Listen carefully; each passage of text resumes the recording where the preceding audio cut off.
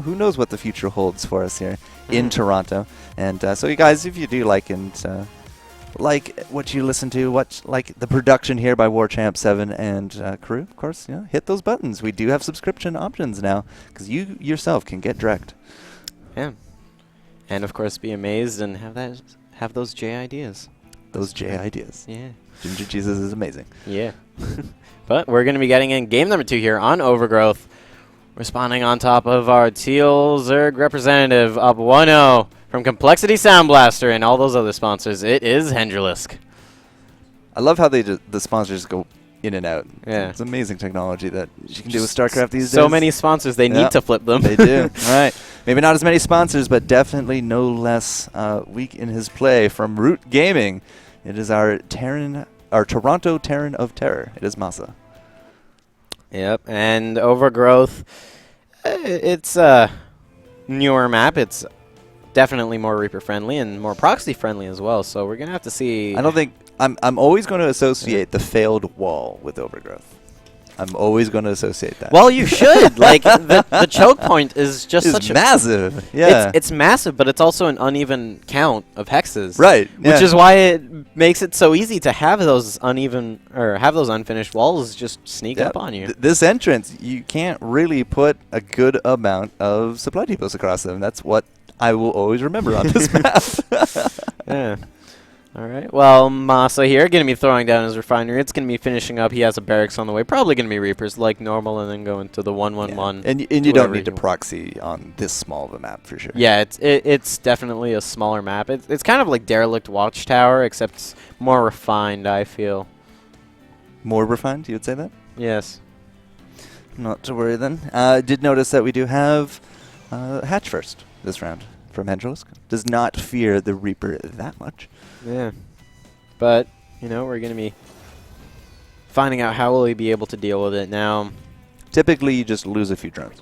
Yeah. That's usually how you do it. Yeah, and Hendrilisk, he's had enough experience against Reapers. Yep. He knows how to save his drones very well. We saw quite a few saves, I believe, last week. Or no, not last week. He wasn't there. We didn't have a Terran? No, we didn't have a Terran in the last Group B, did we? No, him. Or maybe I'm thinking Torcraft. I don't know. We had Reapers. We had Reaper harass coming in, and then every time the Zerg almost lost a drone, he made a building with it. It's amazing. Yeah. Maybe we'll see that this round. I feel like that was MaSa versus No Regret from. I do think it was. Yeah. I'm pretty sure it was last week. Yeah. Yeah. Torcraft Cup, guys. Finals coming up in Anime North next 2 weekends from now. Yeah, it's gonna be fun. Yeah, it will be. So here comes the Reaper. We do have queens on their way. So again, like typically, your best answer is you're probably going to lose a few. Yeah, and Zerglings are going to be able to come out now, and much bigger 2-player map compared to most 2-player maps. So was able to get those Zerglings out. Not really going to be needing that extractor finish up, so I'm going to cancel it. And these Zerglings, so long as they're on creep, should do okay. But as soon as they head off creep without metabolic boost, that's where the problems start. Yeah, and we'll probably see between 3 and 5 Reapers here start ganging up. We might lose a few Zerglings, a few drones, but so far, actually, I'm a little surprised MaSa hasn't taken any of them. And that surprise queen in the back, Yeah.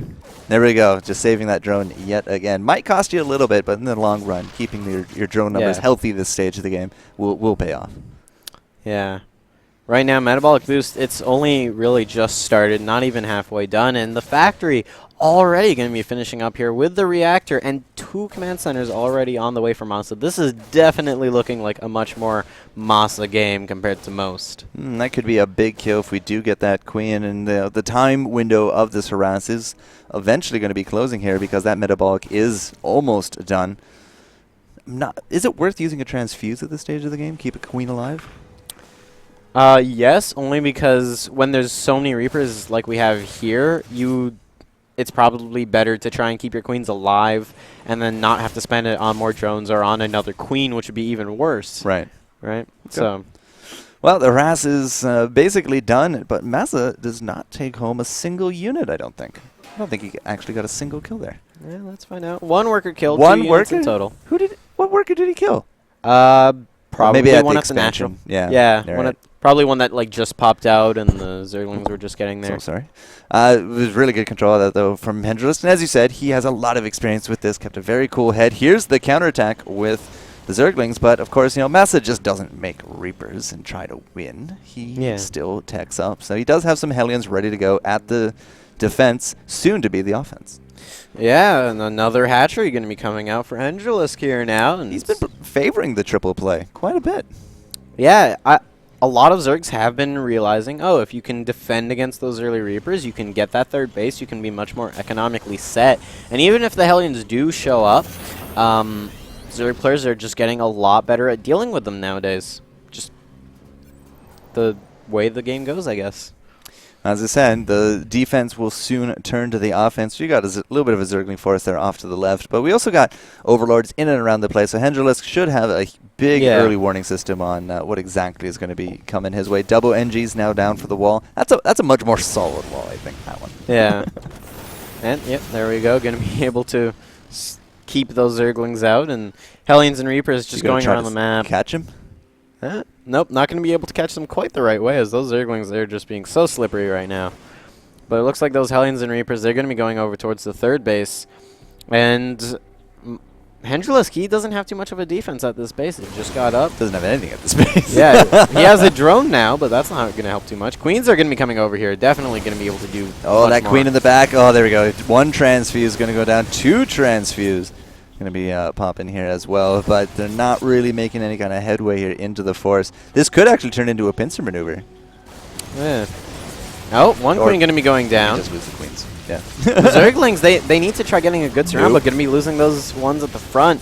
A lot of those Hellions aren't even damaged at this point, and right now, MaSa was able to just kind of stall Hendrilisk from doing too much, but he is still under in supply, and he's only just now getting up his barracks. 1-1, though, is going to be finishing up soon. You got two Queens out of this, so you don't really base your force upon Reapers or Hellions, so this is just purely a harassing tactic, but two Queens out of it and a bunch of Zerglings as well, and that means that map control is going to go back to MaSa for now, and at the same time, he knows that he has to force Hendrilisk into either replacing those Queens or just suffering without those Queens, and very likely he is going to replace, and that's just going to be more cash out of his pocket.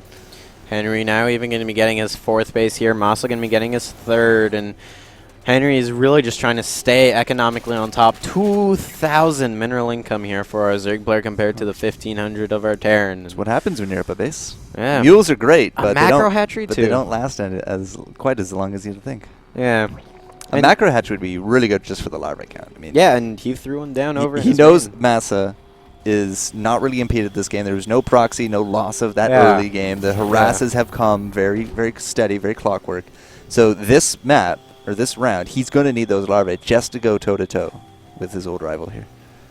Yep, right now a lot of Zerglings on the way. Baneling Nest as well as the Spire here. 2-2 for melee. And it looks like MaSa, he wants to make a quick push while his third is getting set up. And a lot of Marines, a lot of Hellions here. And Hellions versus Zerglings, usually in favor of the Hellions. Yeah, there's a ZBBQ is definitely something. Yeah. Where did those come from? But there's the pincer maneuver we were looking for. Dropships are going to come in. They're actually going to save quite a bit of that force. So but still, definitely shutting that push down. Oops. Oh! There we go. Even going to be able to get some more. But Hendrilisk, he's really playing good this series. He's on top of everything. No, you're totally right. We got the dropships here, though, from MaSa just to keep this frontline army very healthy. His scan is going to go down. Only catches a few of those creep tumors. And Banelings is going to be the next order of business here for Hendrilisk. And those couple Zerglings that were still alive going to be going down. MaSa up 74 army supply to 25. Drones are going to get pulled, and the Baneling's going to be coming out. Those were some good hits. Yeah, they're going to be able to clean those up. I guess MaSa wasn't quite prepared for those to be finishing up as quick as they did. But right now, 40 more Zerglings are going to be on the way, but for the moment, there's not too much defense at this third base. Yeah, I'm not entirely too sure about the future of this third, but it does look like MaSa is going to choose to regroup before pushing. Widow Mines now at the front here as well. But again, Macro Hatch and the fourth, we're basically on 5 hatcheries at this point, and right now, Hendrilisk needs every single larva he can get just to keep this at bay. Yeah, and going to be picking up and moving away, and it looks like he's going to be able to catch a couple more Marines over there. Needs to keep his Banelings nice and close to those Medivacs, so as soon as they drop, they just explode. Yep. But right now, Centrifugal Hooks is going to be finishing up soon, and that's definitely going to be helping out Hendrilisk in all of the future engagements. But more Banelings are going to be trying to come in here. Will get decent hits, but MaSa still just so many Marines coming out. Yep. Steady stream of yellow actually coming down from the top. Yeah, and it's kind of ridiculous here. 10 Hendrilisk. Marines at a time. Yeah. 142 supply to 117. Hendrilisk, he's just constantly under fire, and he needs those Marines to stop coming if he wants to try and keep this base alive, but it doesn't look like he'll be able to. Hendrilisk is done with this base. It's not savable at this point, not defensible. He's going to use the larva to regroup. We do have mutas. All right, I was going to say, what's the status on Aspire? We did have a lot of gas actually saved up there from Hendrilisk, over 1,000 gas at one point. So hopefully these mutas will help even out the odds for the airplay. He did lose his Baneling nest though, so these next 10 Banelings are going to be about it for quite a while. And 12 Mulus is going to be on the way, but Lostis there does have that other base over north of his main already, so not too bad in terms of economy. Still at 2,000 mineral income, but his opponent 79 drones. Yeah, though his opponent is pretty on par with that. Those are good. Yeah, some really good dropship pickups right there. Not only are they basically out of energy at this point, but their hit points have been dropping as well. But there are a heck of a lot of Marines here, Delk. Yeah, just so many more Marines are coming right down here, Jester. And right now, those Zerglings are just that Widowmine. The Widowmine going to be able to kill off a lot of Zerglings. Those Zerglings going to have to run away, and these Marines are just taking care of everything so easily. Those Mulas couldn't even get into those dropships. But the energy of the Medivacs has been running out pretty quickly here because he's been having to keep healing them. And as you can see, only 2 are currently healing. And that's going to become a problem soon, as eventually MaSa's endurance in all of these fights will go down. Yeah, but with that Baneling nest actually getting picked up there by MaSa, I mean, Hendrilisk has this window where he can't actually make any. It's the replacement is about to finish up, but he still has to make the Banelings on top of that. And MaSa's window of he's really using this window very effectively. He's just keeping on the pressure. He cleaned up one base. He's going for the next. Marines. He's kept an army lead this entire time. Yeah, but it's starting to even up. It started with about 70 to 20. Now it's 100 to 70. So the cash flow of the Zerg has really kept Hendrilisk in this game. But that's still a big army on his doorstep. Yeah, and Overgrowth, it is a 2-player map, so it's much smaller than a map, say, like Frost or Merry-Go-Round like last game. So the reinforcements are just coming so quick. It's hard for Hendrilisk to have his own reinforcements to help defend this. And the Mulus, they're not able to do too much because the Marines have such an easy time running around. And right now, he's just going to be trying to make as many Mulisks, as many Zerglings as possible, and then eventually he will hope that if his creep spread is good and has good bailing hits like those over there, then he can deal with this. But still, so many more Marines are available. He's going to be trying to cut off the reinforcements now. MaSa is still ahead in supplies. Zerglings and Banelings going to be trying to come in, though not too many Banelings left. Few changelings there as well, but this is starting to wind down a bit. Hendrilisk is still on the back foot. All the fighting is being done. They're at his hatcheries. His hatcheries are sustaining that damage, and the army supplies are fluctuating very, very rapidly between the two teams. Now you see actually 2,000 minerals and counting here for MaSa, so you know that his full mule count is out and about. So the army count's going back further, as I said, very, very rapidly. We got a 4th now in the works there for MaSa. I think Hendrilisk might take his 4th back down there in the corner, but at this point, every single larva is basically being dedicated to army. Yeah. Right now, a lot more Zerglings just going to be on the way. He's trying to make sure he has an army to deal with another push, because MaSa, he can reinforce very quickly. He's also gotten his 4th base now, so it's just going to make things worse starting from here on out.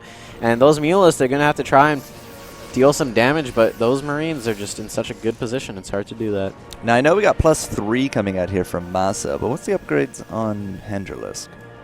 He has 2-2. Yeah, we got 3-3 there for MaSa, 2-2 only for Hendrilisk. So that's going to be even putting him at a further disadvantage because he's not winning these number games. Like last map, extreme number games. That was his game. And this is very typical MaSa. Yeah, and it's not even just last game. Like, even for the first 10 minutes, very on top of everything. But then slowly the numbers just started to favor MaSa this map. You know, it's funny because this was actually Angela's pick. Oh, my. Oh. Those quite a few mutas actually died right there. Yeah, and the hatchery, too. And that's very unfortunate.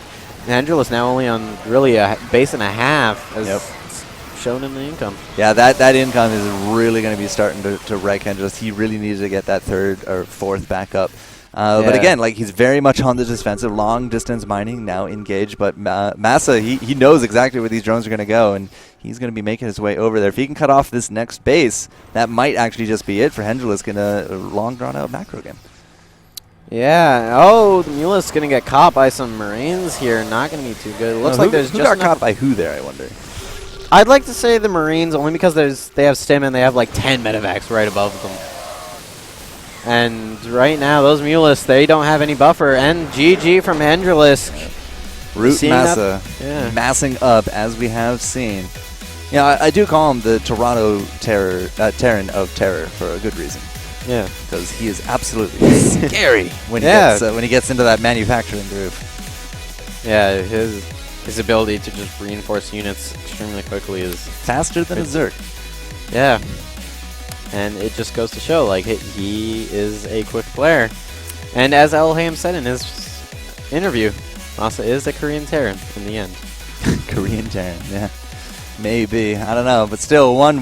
Hendrilisk and MaSa for the ZVT of the Kings of the North here, Grand Finals. That means game number 3 going to be coming your way. Not quite a match point, but King Sejong Station. Yeah. And right now, I'm going to be setting up our game here. Yep. King Sejong Station. It's kind of a weird map. It's basically this old map called Korhal Floating Island. And then they remove... The thing with Korhal Floating Island is it had 2 different sets of spawns. The bottom left and top right would be a completely different spawn set compared to the top left and bottom right. So it wasn't symmetrical then? Not at all. Oh, no. okay. And basically what they did with this map is they took that, but then removed the bottom left and top right. And made it into one big thing. But, you know, the problem with that is now you have a lot of airspace, so airplay very good. So I wouldn't be surprised if we saw Banshees come out here. Well, it is definitely one of the tricks up MaSa's sleeve as we go for the 1-1-1. Reaper harass, Hellion harass, Banshee harass. And not a lot really early game that can actually shoot up there from Hengelis. So we'll see if that's even considered on the table here. And we're going to get this game rolling for you guys. We are here at ES Champ TV, of course, with the Kings of the North Grand Finals, sponsored by Chairs for Gaming as well. Going to be getting myself one of those because who doesn't like comfy chairs, especially when you're going to be playing video games all weekend. Yeah. If you're going to be sitting in a chair for about 24 hours straight, might as well do it in a DX Racer. Done it many a time. But now I will do it in lavish luxury. Yes. But of course, you can also use the ES Champ code on the site and get yourself $20 off, free shipping, and we even have a graphic for it. Amazing. Yeah. And a free lumbar cushion.